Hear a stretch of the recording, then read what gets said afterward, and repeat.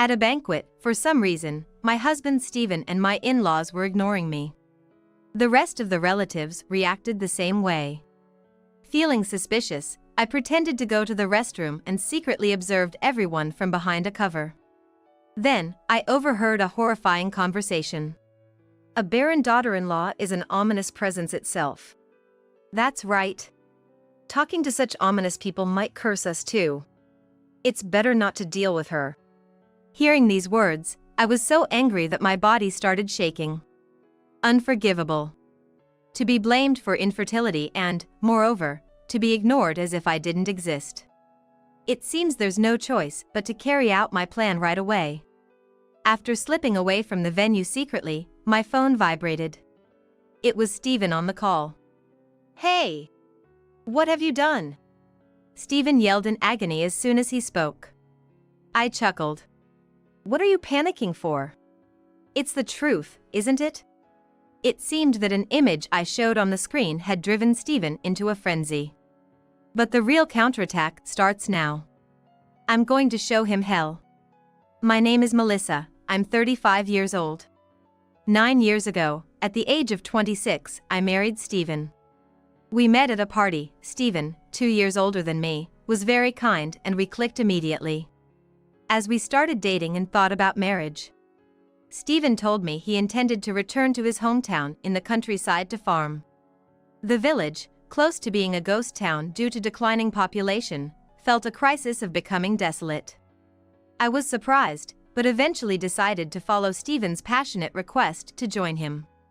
I, too, came from the countryside, albeit a different one. I had grown tired of living in an unfamiliar city. Luckily, my brother and his wife lived in my parents' house. Knowing that there was no need to take care of my parents later also pushed my decision. After that, things moved swiftly, and we got married. I quit my job and moved to this tiny village, Stephen's hometown. Though it's called a village, most of it consisted of Stephen's relatives. We lived in a large house originally inhabited by my in-laws, who then moved to a small annex on the next plot. They were cheerful and caring, always looking out for us. Farming was tough, but living surrounded by nature wasn't bad. Above all, the people of this village were kind. When I mentioned this, Stephen happily said, "It's all thanks to the Guardian." The Guardian is a statue, located in the village square. Not only in the square, but similar statues were scattered throughout the village. Some homes even had stuffed toys modeled after the Guardian. This village had its unique traditions. Everyone revered the Guardian as a literal guardian deity. According to Stephen, the Guardian never overlooked evil deeds and never forgave the wicked. That's why all the villagers were good people. Such legends are probably found in any old village. Thinking about this, I didn't dwell on it much. Life was peaceful, and I had completely forgotten about such things. But a nightmare was surely approaching. A few years after moving in, I had become accustomed to farming. Waking up early and quickly harvesting vegetables was my daily routine. Every day was unremarkable. But one thing bothered me. We still hadn't had any children. I was about to turn 30. I had always thought it would happen naturally, but recently, I started to feel anxious. This was because, after a few years, more people began asking, "Don't you have kids yet?" Each time, I cheerfully responded, "It's a blessing, but..." It's typical of an old farming village to bluntly ask such delicate questions. Everyone asked the same. Even my in-laws and occasionally an old man or woman passing by asked bluntly, "Why can't you have them?" I responded appropriately, but it gradually became annoying. One day, after a break in harvesting, I was called by my mother-in-law while drinking water. "Hey, Melissa. How are you managing your marital relations?" "What?" Caught off guard by such an absurd question, I nearly spit out water. "It's strange that you haven't had children for so many years. Aren't you satisfying, Stephen?"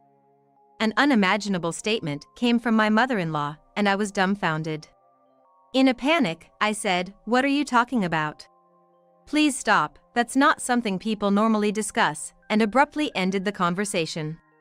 Yet, my mother-in-law continued, "It's important, you know," but I ignored her and stormed out of the room. I thought this village had old-fashioned values, but this is just ridiculous. It's creepy that they boldly ask about marital life. Having left the house, I decided to kill some time by walking to the square. Then, I saw someone. Could it be a neighbor? I tensed up for a moment. I was worried they might start talking about children again. But when I saw her face, I was relieved. It was Emily, a woman who lives nearby. Emily smiled shyly. I smiled back. Emily is the only person in the village who doesn't make rude remarks to me. She's about 10 years younger than me, so she must be around 20 now. Emily isn't originally from this village.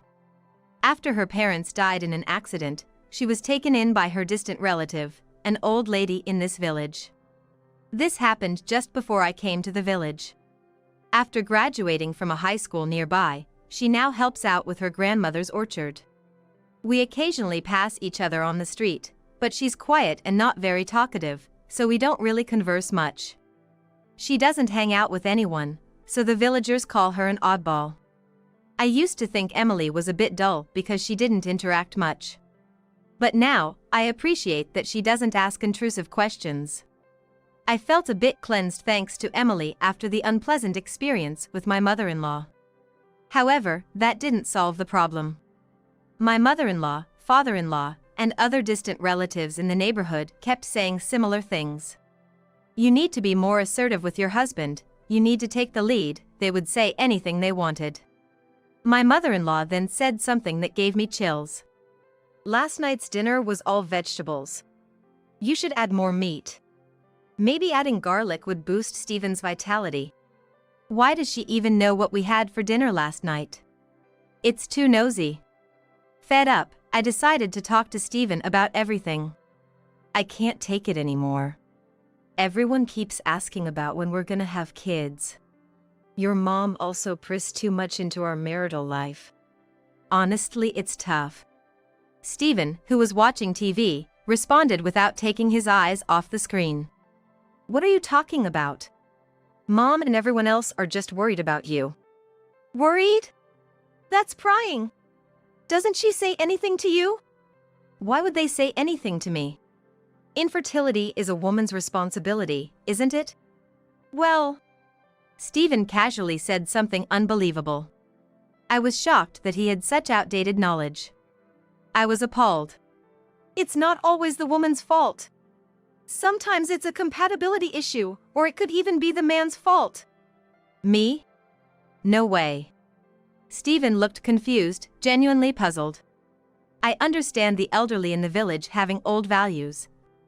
But I was surprised that even Stephen, who is relatively young, thought this way. "Anyway, I want a child too. I'm thinking about getting fertility treatment. We need to find the cause before we can address it." I suggested to Stephen that we go to a doctor together. But as expected, Stephen was reluctant and made excuses. "Why should a man go to such a place?" he complained, but I managed to persuade him to agree on the condition that we go to a hospital a bit far from the village. Later, we went to a hospital in another city and both got tested. A few weeks later, when we returned to the hospital, the doctor told us a fact. "There's no issue with you, Melissa. The problem is with your husband. He does not produce sperm. He has azoospermia." The moment Stephen heard this, he exploded. "What? It can't be my fault. Are you kidding me?"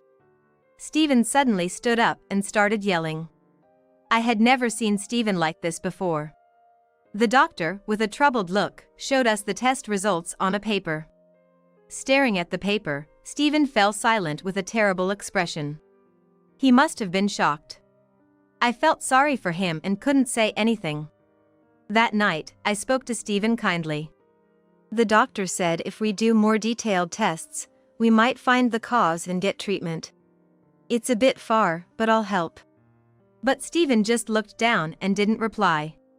He probably never imagined that he could be the cause. Feeling sorry for him, I couldn't say anything more and silently left the room. But soon, I realized that feeling sympathy was a mistake as Stephen's attitude began to worsen. The cruel truth of his azoospermia seemed to have shredded his pride as a man. Perhaps in an effort to regain his shattered self-esteem, he became unusually aggressive. I was the main target of his frustrations. He criticized me for being slow at farm work, for the food not being tasty enough. He started picking fights over trivial things, growing angrier more frequently. Initially, I remained silent, thinking he just couldn't accept the test results, feeling sorry for him. But as it continued, I too began to lose my patience. Our arguments increased, turning our home into a constant battleground. Naturally, there was no intimacy, so having children was out of the question. Going to the hospital for treatment was absolutely out of the question. Moreover, the villagers still believed my infertility was to blame. The situation where I was the only one criticized remained unchanged. I wanted to tell Stephen's parents the truth, but Stephen glared at me with icy eyes, warning, "Don't tell anyone." The thought of what might happen if I spoke up was frightening. And I didn't have the courage to do it. Besides, I wasn't even sure if they would believe me. After all, everyone's thinking was outdated. The conventional belief that infertility is a woman's fault prevailed. That's probably why Stephen had reacted so violently when he was pointed out as the cause. As this life continued, I started to feel I couldn't bear it anymore. I understood he was shocked, but this was outright displacement of blame, and I felt like a punching bag. Maybe it would be better to separate. I was beginning to think that way. Half a year passed, and Stephen's snide remarks continued. By then, I had firmly decided to get a divorce. However, the problem was once again the old-fashioned mindset of the village. Divorce was seen as disgraceful. I had heard rumors of a woman who suggested divorce being verbally abused by her husband. Considering this, it was unlikely I would get easy consent. So, I thought about leaving the signed divorce papers and fleeing the village. It was a drastic measure, but I was driven to it. I began to prepare secretly so that Stephen wouldn't notice. Then, the next month, Stephen was supposed to be out of the village for the day, delivering crops. It was the perfect opportunity. But while I was packing my bags, the front door opened. Why? There stood Stephen, who was supposed to be out. His eyes were furious as he shouted, "Where are you going?" When I remained silent, Stephen glanced at the divorce papers on the desk. You were going to divorce me? Are you kidding me? If people find out my wife ran away, it would be a disgrace. Don't you dare embarrass me. It was the reaction I had expected. After a tirade of abuse, he threatened, "If you ever think about running away again, you know what will happen," and glared at me sharply. My plan had failed. I was desperate. Yet, how had he found out? I had been careful to act discreetly. From then on, Stephen's treatment of me worsened.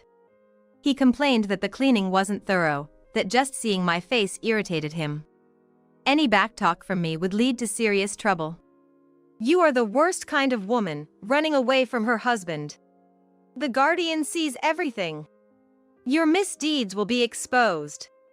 That became Stephen's mantra. Lately, even the mention of the guardian by the villagers started to disgust me. I had thought it was just superstition, but could that statue really be watching me? It's hard to believe that those trying to escape the village receive punishment. But the fact that my whereabouts and actions were precisely guessed was indeed true. I had become utterly frightened. Gradually, a sense of resignation began to grow within me. As time passed, I was about to turn 35. One day, Emily, who lives nearby, came to visit. "It's rare to see you. What's up?" Over time, Emily and I had started to talk a bit whenever we met. Unlike the other villagers who thrived on rumors and judged harshly, Emily never pried into my life and always treated me with unchanged kindness, the only woman who did so. "Melissa, there's something I really need to say." I was taken aback by the seriousness on Emily's face. I invited her inside and made some coffee. Then, Emily looked around nervously and gestured for me to come closer without saying a word.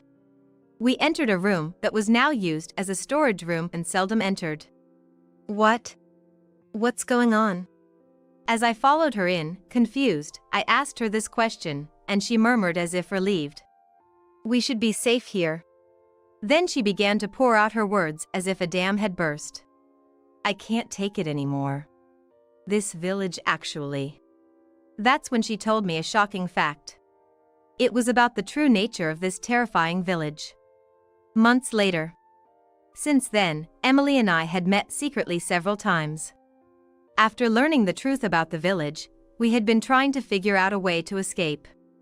The truth Emily shared was shocking. Hearing such things only made me more eager to escape as soon as possible. But we needed to act carefully. If our plan was discovered, it would be over. It took time, but finally, the day to act was set. This Sunday. A banquet related to the Guardian, held once every few years, would gather all the village relatives. We couldn't miss this once-in-a-lifetime opportunity. Emily and I had discussed and done what needed to be done. Everything was prepared. All that was left was to put our plan into action. The gathering was at night.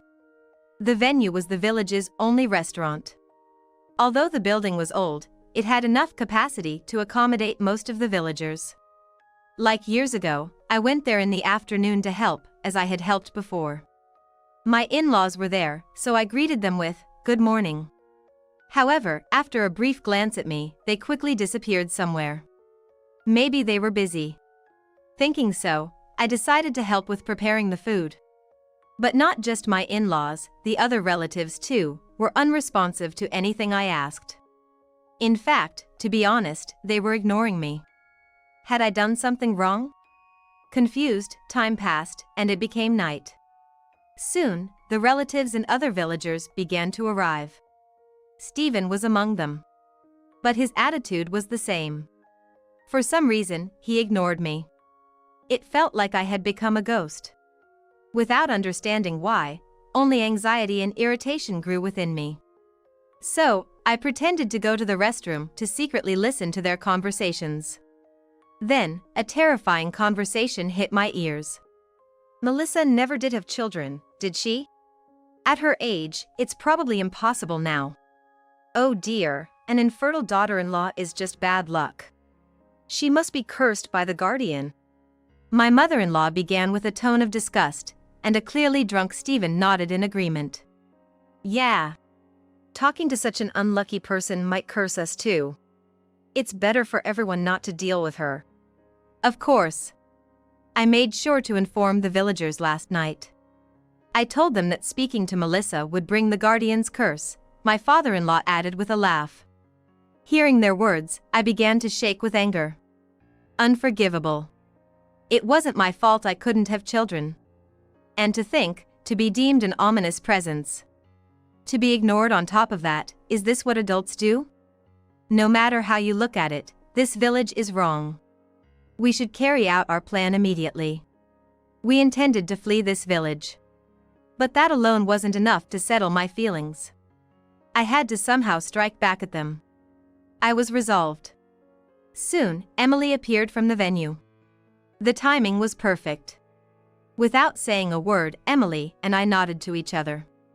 Then, I turned off the lights at the venue. Suddenly, it was dark, and voices could be heard asking, "What happened? Is it a power outage?" Amidst the confusion, Emily tampered with a computer that was placed in a corner of the venue. Originally, there was a computer, projector, and screen set up for today's event to reflect on the Guardian and the history of the village. We decided to use that setup. After a while, a certain image appeared on the screen. What is this? Stephen screamed. My in-laws, other relatives, and villagers were also staring at the screen, causing a commotion. Who did this? Melissa? Where are you?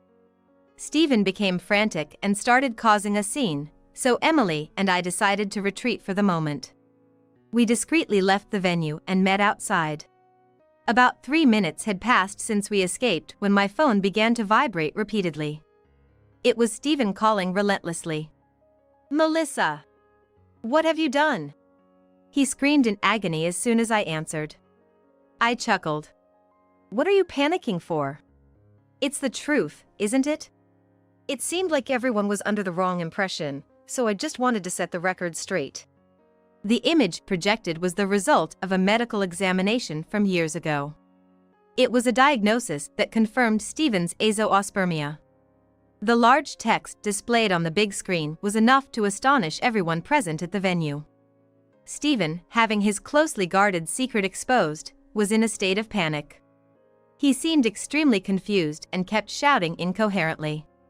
He was making so much noise that I quickly hung up the phone. My phone kept vibrating afterward, but of course, I ignored it. Emily looked at me with concern. Is everything okay? Just as I expected. But we need to push a little more. The harm I had suffered wasn't something I could just let go of. Emily and I returned to the banquet hall together. Peeking into the venue, it had turned into a scene of utter chaos. Is this really true? You were infertile? Stephen, it can't be. Everyone was confronting Stephen. His face turned pale as he kept saying, "This is a lie, it's a conspiracy by Melissa," sweating profusely as he made excuses. The villagers had believed that our inability to have children was my fault, the woman's fault. But the truth was different. At the time of the examination, there was nothing about me that could cause infertility. It was Stephen's azoospermia that had prevented us from having children. Yet, without being able to tell the truth, I was blamed. I was reproached as if not having children was a sin, and my existence was ignored. The numerous verbal abuses and the painful days I had to endure were not something I could forgive. Emily and I entered the buzzing venue. Melissa! What are you doing? Stephen shouted at me. Don't mess with me. Doing something like this. You'll be cursed by the guardian. You'll face terrible consequences. At his words, I snapped. What guardian? You were just spying with security cameras. How creepy. As I said this, the room fell silent. Hitting the nail on the head, Stephen, my in-laws, and the villagers turned pale. Yes, the guardian was not a protective deity. In fact, surveillance cameras were installed inside the guardian.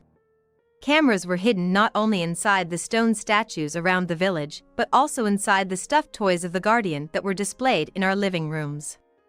These were monitored by board elders in a room at the community center, who watched the actions of outsiders. That's why my attempts to escape were well known. I had learned this from Emily on that day. About 10 years ago. Around the time Emily was taken in by an elderly woman in the village after losing her parents. Lonely Emily had once secretly followed her grandmother to work because she missed her. Her grandmother went to the community center. There, she and the elders laughed and chatted while watching the villagers through surveillance cameras. At that moment, Emily learned about the village's secret legacy of the guardian cameras. Shocked, Emily somewhat understood the village atmosphere. The reason rumors spread so quickly was this. It was bad enough to be the subject of idle gossip, but being watched while walking down the street or even inside the house was too much. Emily despised the village's tendency to invade others' privacy. Emily tried to stay out of the gossip. So the villagers started calling her odd for not joining their circle. She was fed up with the village, but she had no relatives and nowhere else to go. She had no choice but to endure life there. But one day, as her 25th birthday approached, her grandmother began pressuring her to go on arranged dates. You need to have children soon or you'll end up infertile like Melissa, she was told, and persistently pushed to marry an elderly widower living on the edge of the village. Naturally, Emily refused such an unreasonable demand. However, her grandmother began to threaten her, saying that such defiance would bring the curse of the guardian upon her. When Emily could no longer bear it, she thought of me, hoping I could help. Knowing the tragic experiences I had faced due to gossip, she approached me to escape the village together. The reason Emily had moved from the living room to another room that day without speaking was because she had spotted a guardian plushie there. I hadn't paid any attention. I thought it was just another plushie, common around the village. But there was a camera hidden inside it. It was likely installed by Stephen to monitor my activities. That explained why my every move seemed to be known. When I tried to escape, and even when my mother-in-law accurately guessed what we had for dinner. Because they were watching through the camera, it was obvious to them. I felt a chill at the sheer horror of it.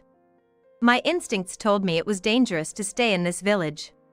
Taking up Emily's suggestion, we decided we must escape the village as soon as possible. We planned together. But was escaping enough? I felt I couldn't rest without avenging the years of mistreatment. I thought about it. First, I had to clear my own name. And then, Emily! Did you talk? Traitor!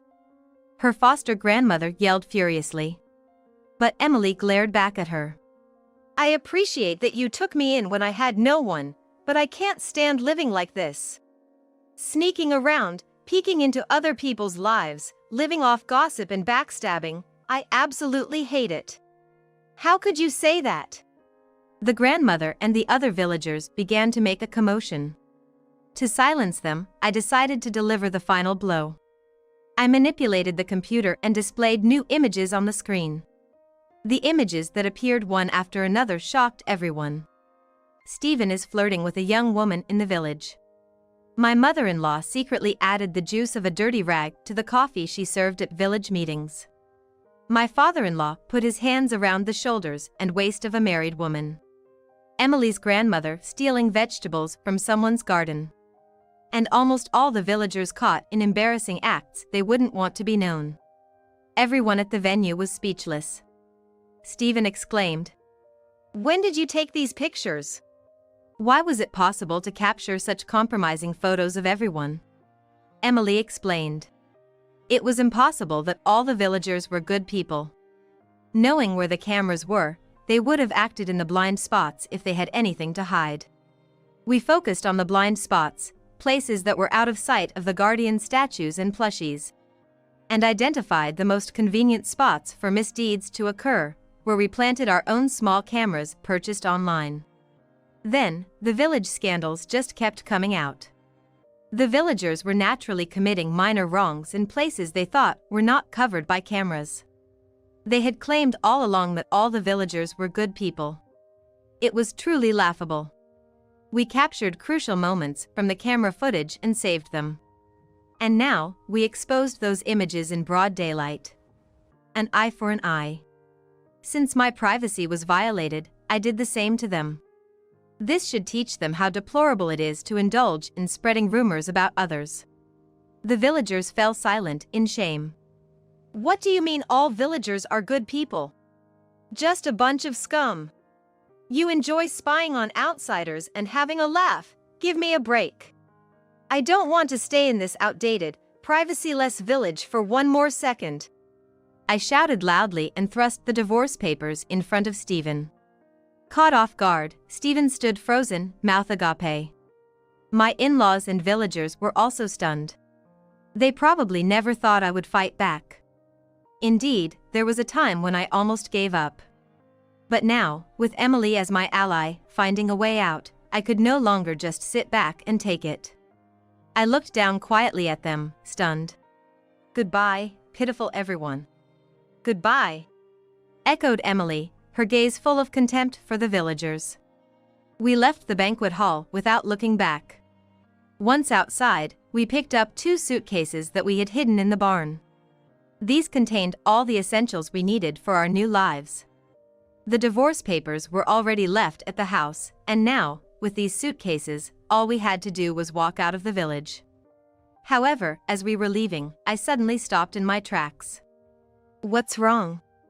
Emily asked, puzzled. I just have to do this, I said, grabbing a hoe that was leaning against a farmhouse. I headed to the square and swung the hoe with all my might. A tremendous noise erupted as the statue of the guardian was spectacularly destroyed. Of course, the surveillance camera inside it shattered into pieces as well. That was quite spectacular, Melissa. There's no point in leaving that thing intact. That felt refreshing. We laughed together. Then, we destroyed every single small guardian statue throughout the village. Naturally, we had already thrown away any related plushies inside the house. It's incredible to think how frightening this setup was. The guardian statues were originally created long ago to scare misbehaving children. "The guardian will scold you if you do something bad" was an effective piece of education back then. But as times changed, this method of teaching young children evolved into a tool for punishing anyone the villagers disliked.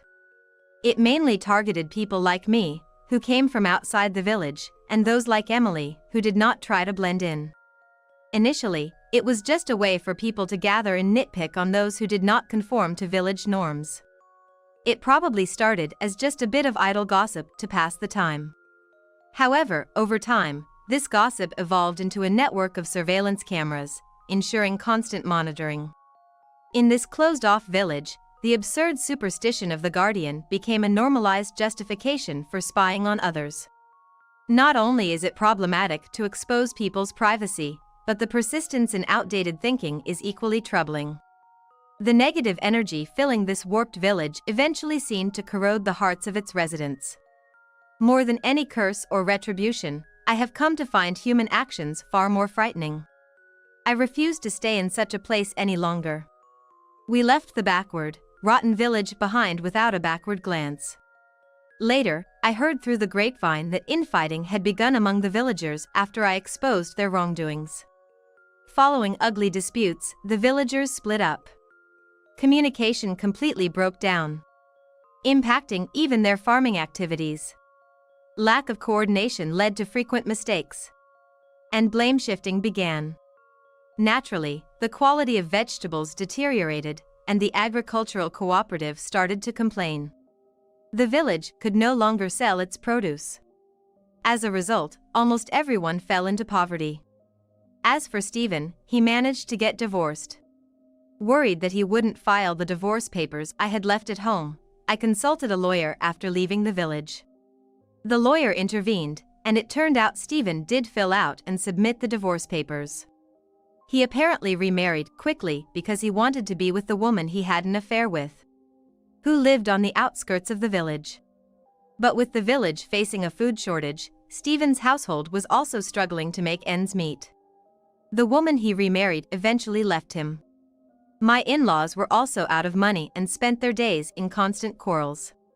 No matter how miserable they became, I could not muster any sympathy for them. I never want to have anything to do with them again, nor do I wish to remember them. As for Emily and me, we are now living peacefully in a new place. However, the journey here was not easy. Emily had no relatives, and at my parents' home, my brother and his wife were living, so I couldn't impose on them. After leaving the village, we had no one to rely on. That's why we had already started looking for jobs in secret before we left. Because of the surveillance cameras, we couldn't move around too openly. We planned our meetings in a camera-free storage shed and arranged everything via computer. This took some time, but after several online interviews, I finally found a job. My experience in clerical work before I got married came in handy. I was hired as a temporary employee, which was fine by me. We had also found a small place to live. No matter how cramped, it was far better than the village environment. Since Emily had no experience outside of farm work and was struggling to find a job, she decided to live with me in my place while looking for work. Soon after we left the village, Emily secured a job. Fortunately, being in her 20s and willing to start in an entry-level position helped, despite her lack of experience. Eventually, my hard work was recognized, and I was promoted to a permanent employee. My salary increased, and I was able to move from a small place to a condo. Subsequently, Emily became independent and moved into a nearby condo. Now, we both have made friends at work and in our community, enjoying every day. Leaving the village was truly the best decision. There was a time when I lost my husband, my home, and my job, but by having the courage to start anew, I was able to reshape my life. I wish I could tell my past self not to give up. By acting with hope and not giving up, I have achieved the life I have today.